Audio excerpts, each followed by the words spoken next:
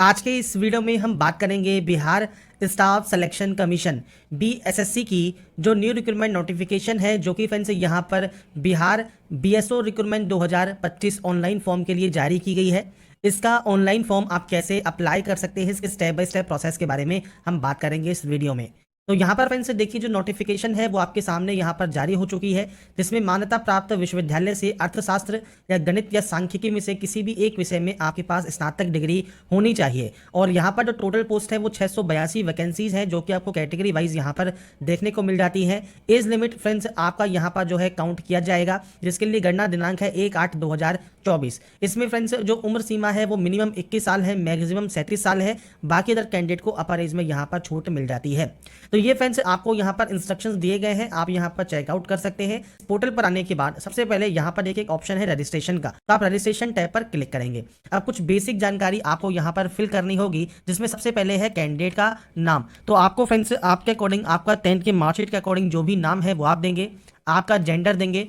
बिहार का डोमिसाइल मान लीजिए आपका नहीं है तो आप यहाँ पर नो कर सकते हैं, और आप अदर स्टेट कैंडिडेट जो है वो सिर्फ जनरल से ही आवेदन यहाँ पर कर पाएंगे। और फ्रेंड्स आपको जो है आगे की प्रोसेस आपकी बाकी सेम रहेगी। अगर आप बिहार कैंडिडेट हैं तो आप यस कर सकते हैं, यहाँ से आपकी कैटेगरी सेलेक्ट कर सकते हैं। इसके बाद फ्रेंड्स आपके यहाँ से जो कास्ट है वो आप सेलेक्ट कर सकते हैं। आपको देखिए कास्ट के ऑप्शंस यहाँ पर मिल जाते हैं, तो अपने अकॉर्डिंग जो भी आपकी कास्ट है वो आप सेलेक्ट कर लेंगे। इसके बाद फ्रेंड्स यहाँ पर आपका फ्रेंड्स ओबीसी कैटेगरी में अगर आप आते हैं तो नॉन क्रीमी लेयर से बिलोंग करते हैं नहीं करते हैं, वो जानकारी आपको देनी है। पीएच कैटेगरी में आते हैं तो यस कर सकते हैं। नेचर ऑफ डिसेबिलिटी परमानेंट है या टेम्परेरी है वो आप बताएंगे। इसके बाद पीएच कैटेगरी 40% यहाँ पर है या नहीं है वो जानकारी आपको देनी होगी। नहीं है पीएच कैटेगरी में तो आप नो कर सकते हैं। इसके अलावा एक्स सर्विसमैन है तो यस कर सकते हैं। सर्विस इन डिफेंस आपको यहाँ पर बताना होगा कितने साल मंथ एंड ईयर की रही है, नहीं तो आप यहाँ पर भी नो करेंगे। इसके अलावा अगर आपने बिहार गवर्नमेंट में यहाँ पर फ्रेंड्स जो है काम किया है विमुक्त होने के बाद, तो आप यहाँ पर यस या नो कर सकते हैं। वर्क या वर्किंग है अगर आप कॉन्ट्रैक्ट बेसिस पर बिहार गवर्नमेंट में तो यस या नो कर सकते हैं। बिहार गवर्नमेंट में फ्रेंड्स अगर आपने कम से कम 3 साल तक नियमित या रेगुलर सेवा की है तो आप यस या नो कर सकते हैं। नंबर ऑफ अटेम्प्ट आपको यहाँ पर देना है बिहार गवर्नमेंट एम्प्लॉय के तौर पर, तो फ्रेंड्स आपको यहाँ पर जानकारी प्रोवाइड करनी है तो ठीक है, नहीं तो आप 0 की एंट्री करेंगे। आपका मोबाइल नंबर मेल आईडी आपको एंटर करनी है, और उसके बाद आपको यहाँ पर देना है डेट ऑफ बर्थ। तो आपका फ्रेंड्स जो भी डेट ऑफ बर्थ है, डेट मंथ एंड ईयर, वो आप यहाँ से जो है एंटर कर सकते हैं। डेट मंथ एंड ईयर आपका ये एज क्राइटेरिया 1/8/2024 को काउंट होकर आ जाएगा। इसके बाद आप इस कैप्चा कोड को फिल करेंगे और सेव एंड कंटिन्यू यहाँ से कर देंगे। इसके बाद फ्रेंड्स आपका देखिए जो रजिस्ट्रेशन है वो कंप्लीट हो जाएगा, और आपको फ्रेंड्स लॉगिन डिटेल्स आपको सेंड कर दी जाएंगी। तो यहाँ पर आप लॉगिन ऑप्शन पर क्लिक करना है, रजिस्ट्रेशन नंबर एंड पासवर्ड जो आपको मिला है और ये जो कैप्चा कोड है ये डालकर आप सिंपली यहाँ से लॉगिन कर सकते हैं अप्लाई करने के लिए। अब यहाँ पर फ्रेंड्स लॉगिन करने के बाद सबसे पहले यहाँ पर आपको देना होगा आपका फादर नेम। इसके बाद आपको नेक्स्ट ऑप्शन में देना होगा आपका मदर नेम। इसके बाद आपका जो डोमिसाइल सर्टिफिकेट है वो फ्रेंड्स यहाँ पर जारी होने की डेट आपको यहाँ पर प्रोवाइड करनी है, मतलब कब ये जारी हुआ है आप उसकी डेट यहाँ पर प्रोवाइड करेंगे। तो फ्रेंड्स ये आपके अकॉर्डिंग आपका फ्रेंड्स जो भी डेट है वो आप यहाँ पर एंटर कर सकते हैं। इसके बाद फ्रेंड्स डोमिसाइल सर्टिफिकेट का नंबर आपको देना है, इशू किसने किया है वो आपको यहाँ पर देना है। अदर है तो आप अदर भी सेलेक्ट कर सकते हैं, और जो अथॉरिटी का डेजिग्नेशन है वो आप प्रोवाइड करेंगे। इनमें से किसी ने किया है तो वो आप यहाँ पर सेलेक्ट कर सकते हैं। इसके बाद है कास्ट कैटेगरी, आपकी जो भी कास्ट कैटेगरी है उसका सर्टिफिकेट नंबर। इसके बाद वो इशू डेट आपको देना है, मतलब कब ये इशू हुआ है। इसके बाद सर्टिफिकेट किसने इशू किया है वो जानकारी आपको यहाँ पर प्रोवाइड करनी होगी। तो बेसिक जानकारी है जो कि आपको यहाँ पर एंटर करनी है। इसके बाद फ्रेंड्स अगर आप वार्ड हैं फ्रीडम फाइटर के तो आप यहाँ पर यस या नो कर सकते हैं। नेशनलिटी आपको सेलेक्ट करनी होगी। आधार कार्ड अगर आपके पास है तो आप यस कर सकते हैं, आधार कार्ड का नंबर देंगे। इसके अलावा कोई भी आईडी प्रूफ आप सेलेक्ट कर लें, जैसे आधार कार्ड ही है तो आप आधार कार्ड का नंबर यहाँ पर दे सकते हैं।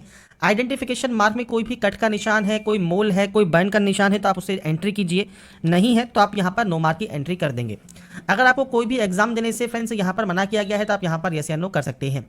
इसके बाद आएगा आपका एड्रेस। अब एड्रेस आपको आपके अकॉर्डिंग एंटर करना है। पहला है आपका पत्राचार का पता, मतलब प्रेजेंट एड्रेस, और यहाँ पर है परमानेंट एड्रेस।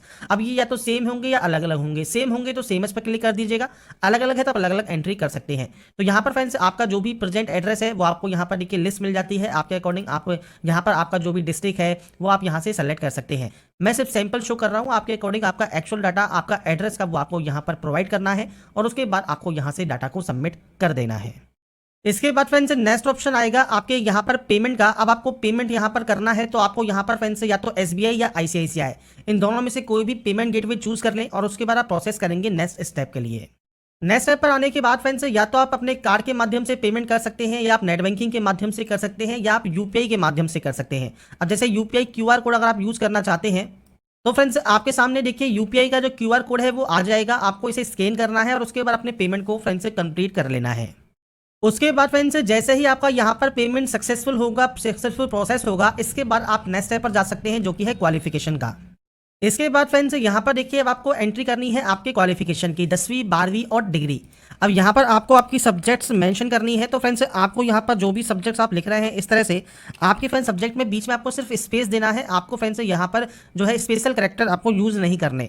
इस तरह से आपकी जितनी भी सब्जेक्ट्स हैं वो आप दे सकते हैं। ऐसे ही 12th में भी आपकी जो भी सब्जेक्ट्स रही हैं आप यहाँ पर एंट्री करेंगे। मैं फ्रेंड्स यहाँ पर जो एंट्री कर रहा हूँ ये सिर्फ मैं आपको सैंपल के तौर पर शो कर रहा हूँ। आपकी जो भी एक्चुअल सब्जेक्ट्स हैं वो आपको देना होगा। इसके बाद फ्रेंड्स यहाँ पर आपको देना है आपका फ्रेंड्स बोर्ड का नाम।